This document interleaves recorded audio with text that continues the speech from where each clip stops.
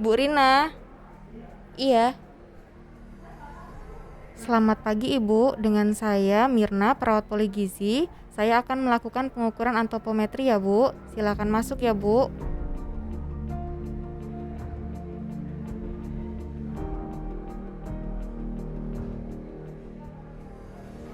Ibu, pemeriksaan antropometrinya sudah selesai. Ibu silakan menunggu di luar ya Bu. Ya, terima kasih ya Mbak. Sama-sama Ibu. Bu Rina, silakan masuk Ibu.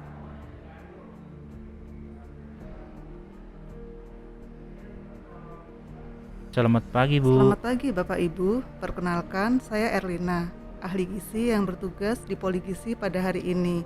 Ada yang bisa saya bantu? Ini, Bu, 4 minggu lalu istri saya operasi laparotomi karena kanker kolon. Tadi kami kontrol ke polionkologi dan oleh dokter dirujuk ke poligisi, Bu. Dengan Ibu Rina ya? Iya benar Bu. Tadi sudah dilakukan penimbangan oleh perawat ya? Iya Bu. Tinggi badan Ibu 156 cm dan berat badannya 44 kilo. Umur Ibu sekarang 44 tahun ya Bu ya? Iya benar Bu. Keluhan apa yang Ibu rasakan akhir-akhir ini? Saya sering merasa mual, badan lemah dan tidak nafsu makan Bu. Baik, kita lakukan recall konsumsi 24 jam dahulu ya Bu ya. Recall konsumsi itu apa ya Bu? Recall konsumsi itu saya akan mereview kembali apa yang telah Ibu Rina makan kemarin, mulai dari bangun tidur sampai dengan menjelang tidur. Kemarin pagi Ibu sarapan apa ya? Pagi saya hanya makan bubur ayam setengah mangkuk Bu, dan jus tomat 1 gelas. Sebelum makan siang ada makan camilan atau minum-minuman manis Bu Rina? Siang saya makan bubur setengah mangkuk, ayam 1 potong, jus semangka 1 gelas. Untuk konsumsi nasi dan sayur bagaimana Bu? Semenjak operasi saya tidak pernah makan nasi lagi Bu, karena perut saya merasa tidak nyaman. Kalau sayur dari dulu saya tidak suka makan sayur Bu, tapi kalau makan buah dan jus saya suka. Apakah sebelum makan sore atau makan malam, Ibu ada makan snack atau minum jus buah atau minum minuman manis lainnya? Kemarin saya makan bubur sumsum 3/4 mangkuk dengan kuah gula merah. Sore saya minum jus jeruk 1 gelas. Ba'da maghrib saya makan bubur setengah mangkuk, lauknya opor telur dan tahu. Sebelum tidur saya makan biskuit 1 buah. Saya juga minum teh manis 1 cangkir. Setelahnya saya tidak ada makan minum lagi kecuali minum air putih. Iya itu. Ibu ada alergi atau pantangan makanan? Tidak ada Bu. Dalam keluarga apakah ada juga yang kena kanker? Tidak ada Bu. Aktivitas sehari-hari Ibu apa ya? Apakah Ibu juga rutin berolahraga? Saya hanya mengerjakan pekerjaan rumah tangga saja dan nonton bersama keluarga. Itu aja kayaknya Bu, kegiatan saya sehari-hari di rumah. Baik Bu, sementara saya akan menganalisa data-data yang telah Ibu sampaikan. Kemudian saya akan menyusun diet yang sesuai dengan kondisi Ibu. Ini ada leaflet mengenai diet kanker, Ibu bisa baca-baca dulu ya.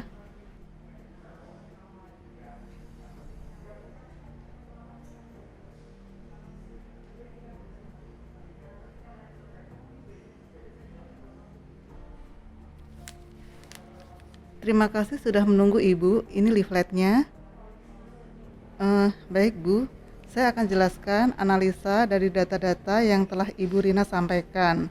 Untuk indeks massa tubuh Ibu 18,1, artinya status gizi Ibu masih rendah. Normalnya adalah 18,5 sampai dengan 23. Tapi jika asupan makan Ibu Rina sedikit seperti ini, lama-lama berat badan Ibu Rina akan turun. Dan ini tentu saja akan berpengaruh ke kondisi kesehatan Ibu. Hasil perhitungan recall konsumsi 24 jam, asupan makan Ibu kurang lebih hanya 1.364 kalori dan protein 33 gram. Sedangkan kebutuhan yang seharusnya adalah 2.100 kalori dengan protein 66 gram. Jadi asupan Ibu hanya terpenuhi 64,90% dari kebutuhan. Oh begitu ya Bu, tapi saya sering merasa mual jadi saya makannya sedikit-sedikit. Masalah gizi Ibu saat ini adalah asupan makanan inadekuat atau tidak tercukupi berkaitan dengan gangguan gastrointestinal, yaitu rasa mual, efek dari pengobatan kemoterapi yang ditandai dengan asupan makan hanya 64,90% dari kebutuhan, dan berat badan Ibu di bawah normal. Samping itu, ibu juga mengalami peningkatan kebutuhan energi dan protein berkaitan dengan kondisi hipermetabolisme pada penyakit kanker. Ini ditandai dengan kadar CRP yang tinggi. Kira-kira masalah gizi saya ini apakah bisa diatasi, Bu? Bisa, Bu. Yang penting ibu mau menjalankan rekomendasi diet yang telah saya susun ini. Saya merekomendasikan untuk ibu diet energi tinggi, protein tinggi 2100 kalori dengan protein 66 gram. Tujuan dari pemberian diet ini untuk memperbaiki status gizi, meningkatkan berat badan mencapai normal, mengurangi efek yang ditimbulkan kemoterapi, dan meningkatkan kualitas hidup. Bagaimana saya bisa ngitung kalori saya 2100 dan protein 66 gram, Bu? Di leaflet ini sudah saya susun pola makan ibu lengkap dengan jenis bahan makanan dan volumenya. Contoh menu dalam satu hari juga ada di dalam leaflet. Untuk ukuran, ibu bisa menggunakan timbang kue atau ukuran rumah tangga. Di leaflet saya cantumkan volume dalam gram dan ukuran rumah tangga seperti sendok makan, gelas, mangkuk, dan sebagainya. Untuk pengaturan makan, porsi kecil tapi sering. Makanan lebih baik disajikan dalam keadaan hangat untuk mengatasi nafsu makan yang menurun. Jadwal makan terbagi menjadi 3 kali makan utama dan 3 kali snack. Kira-kira bagaimana untuk pengaturan jadwal makan dan pola menu yang telah saya susun ini? Apakah mungkin ada kendala? Hampir sama saja, Bu, dengan makanan saya di rumah. Cuma mungkin volumenya yang ditambah. Ibu cobalah untuk mulai membiasakan makan sayur. Karena nutrisi yang terkandung di dalam sayuran sangat baik untuk menjaga dan memperbaiki kesehatan ibu. Untuk makanan yang lain, seandainya jumlah yang dimakan belum terpenuhi, setidaknya mencapai 80% dulu ya dari yang ada di leaflet, dan dinaikkan secara bertahap hingga mencapai 100%.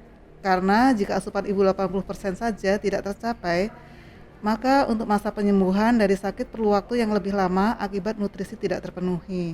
Baik, Bu, saya akan mencoba makan sesuai yang dianjurkan. Saya ingin sembuh dan beraktivitas seperti sedia kala. Apakah ada pantangan makanan untuk saya, Bu?